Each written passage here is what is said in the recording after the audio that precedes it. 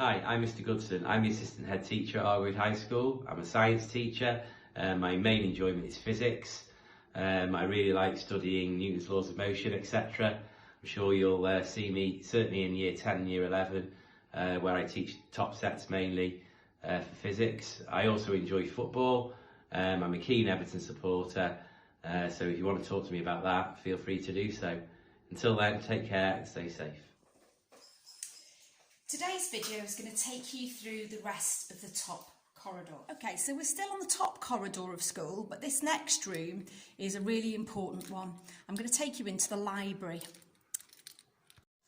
Now this library obviously has a lot of books in it, and you come here to take your books out, but what you also have in here is you also have lessons in here. So your reading lessons with English, you will sit at one of those desks, you will sit and you will just read your book for an hour in silence. It's a really calming, relaxing hour where you just sit, you choose your book and you sit. This is room 10. This is one of our computer suites.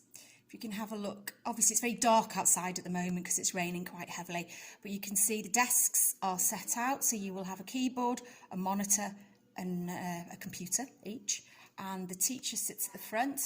Things to bear in mind here, in the summer, those little rectangular windows at the top, they do let the sun in quite a lot, and that sun goes onto that whiteboard. So what we do to overcome that is we will put our PowerPoint slides onto your computer screen so you don't have to look at the whiteboard, because that is a little bit annoying actually sometimes. The windows do open so we can allow wind and air through. They can get quite hot, these rooms, in summer, so we do like to keep the doors open as much as we can. And here the heater is over by the window, strangely, so again, if you want the heat and the sound, then be there, but also bear in mind that here is where the projector is. Okay, so I'll just give you a quick glimpse around that room so you can see what this room looks like. There's a whiteboard there for people, for teachers that need to add any more information. Right, I've brought you now into Mrs Wynn's room. Mrs Wynn is the head of English, and this is her room. Again, obviously, when there are pupils in this room, the chairs will be on the floor. Just something to bear in mind. And what we have here is all where Miss Wynn stores all your books, where she stores all her resources. There is her whiteboard at the front, and her radiator is over there again by the window. This is where Miss Wynn sits. She's got all her sound system there, and she teaches you like that. Up on by the windows, and these are quite sweet because these will move as air comes in and out, it's all explanations of different words and plants that are alive. Well done. In lockdown. Again, you can see the lights, it's quite bright, it's quite a calm room. Okay, the next room I'm going to walk you into is the other resource within the school, and this is the speech and language resource, also known as room 12. I'm going to walk in and the teacher in charge will be there. Hello everyone, I'm Mrs Driffield and I'm the teacher in charge, as Mrs Kincaid has just said. The pupils that come in here come and do some speech therapy and some group work, and we do lots of social skills and any extra catch-up work that they need to do. Really looking forward to meeting you all in September. Bye for now. And if I can just show you around the room, you've got a whiteboard, they've got a couple of computers there, and then they've got all the group work files. Next room is a history room. This room is room 6, and this is Mrs Hanson, and Mrs Hanson is head of humanities, so that's RE, geography and history. Again, obviously we're in lockdown and we're in deep clean, so we're currently a little bit all over the place, but again, the chairs will be on the floor when you come.